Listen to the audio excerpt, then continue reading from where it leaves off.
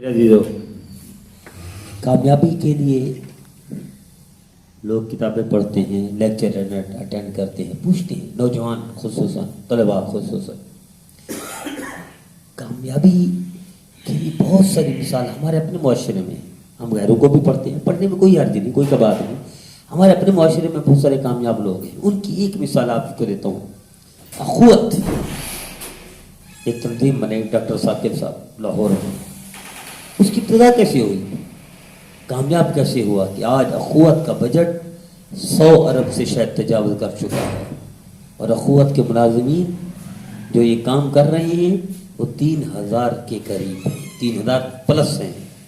تو یہ کامیابی ان کیسے ملی، اتنا بڑا ادارہ کیسے منظم کر دیا کہ ڈاکٹر یونس کی مثال قائم کر دی۔ ڈاکٹر یونس نے جس طرح بنگلہ دیش میں گرامین بینک کو عروج دیا، وہ بنگلہ دیش کو اٹھا دیا، اس کی مثال دنیا میں دی جاتی ہے، تو اس طرح یہ ڈاکٹر ثاقب صاحب بھی اخوت کو لے کر چل رہے ہیں، اور قریب ہے کہ اس کو بنگلہ دیش کی مثال کو یہ پیچھے چھوڑ دیں۔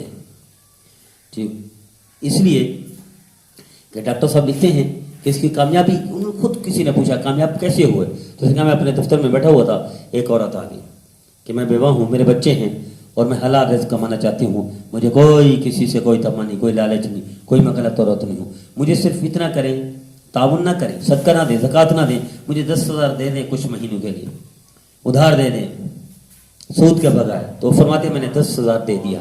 6 مہینے کے بعد وہی واپس آئی کہ اس 10,000 کے بدلے میں نے سلائی مشین لی اور اس کے لیے کپڑے سینا شروع کر دیے، اب میرا اتنا کاروبار ہے کہ میں کبھی محتاج نہیں ہوں گی۔ وہ فرماتے مجھے جرأت ملی، مجھے حوصلہ ملا، اور پھر میں نے سوچا کہ کچھ بندوں کو ملا کر اس طرح کئی 10,000 ملا کر اس طرح لوگوں کے ساتھ تعاون کیا جائے، ایماندار لوگوں، غریب لوگوں کے ساتھ ان کو کھڑا کیا جائے، بجائے اس کے کہ زکوٰۃ دیں، صدقہ دیں اور کھانا کھلائیں، لنگر خانے کھولیں، بجائے اس کے کہ ان مچھلیاں پکڑیں، مچھلیاں دیں، مچھلیاں پکڑنے کا فن کیوں نہ سکھائیں، کاروبار کیوں نہ کرا کے دیں، خود انہیں کامیابی کی سیڑھی پر کیوں نہ پہنچا دیں، کامیابی کی شاہراہ پر کیوں نہ ڈال دیں۔ تو فرمایا پھر اس کے بعد اگلی دفعہ شاید 10 بندوں کا انتخاب کیا، انہوں نے بھی اسی طرح 6 مہینے بعد واپس لوٹا دیے۔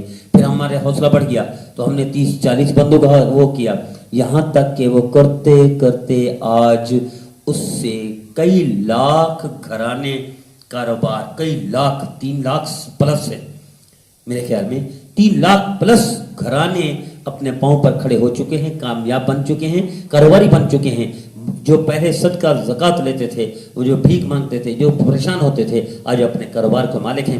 یہاں تک کہ وہ فرماتے ہیں بعض کاروباری اب وہ خود ہمارے ساتھ تعاون کرتے ہیں کہ ہمارا ادارہ دن بدن جو ترقی کرتا جا رہا ہے وہی لوگ ہیں جن کے ساتھ ہم نے تعاون کیا تھا۔ 100 ارب سے زیادہ کا بجٹ ہے، 3000 سے زیادہ ملازم ہیں، یہ ایک بندے سے شروع ہوا، چند سالوں میں عروج پر پہنچا دیا۔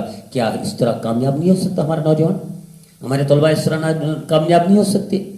کامیابی کے لیے جذبے کی ضرورت ہے، کامیابی کے لیے ایمانداری کی ضرورت ہے، کامیابی کے لیے خلوص کی ضرورت ہے۔ اللہ سارے وسائل ایسا ٹائم لگتا ہے۔ آج ہمارا نوجوان، ہمارے بچے، ہمارے طلباء راتوں رات کامیاب ہونا چاہتے ہیں۔ کامیابی کے لیے دیکھیں اللہ جب بچے کو بالغ کرتے ہیں کتنے سال لگتے ہیں؟ کم سے کم 14 سال لگتے ہیں۔